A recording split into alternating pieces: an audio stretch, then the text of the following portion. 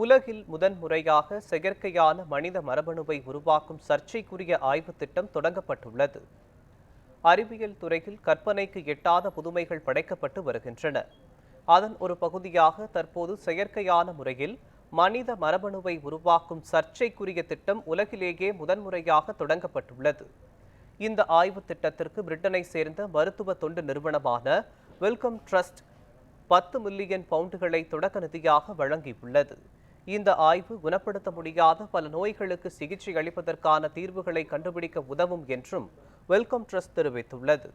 செயற்கை மனித மரபணு ஆய்வுத் திட்டம் உயிரியல் துறையில் மாபெரும் பாய்ச்சலாக அமையும் என்று இத்திட்டத்தில் இணைந்து செயல்பட்டுள்ள டாக்டர் ஜுபீலியன் சேல் என்ற விஞ்ஞானி தெரிவித்துள்ளார்.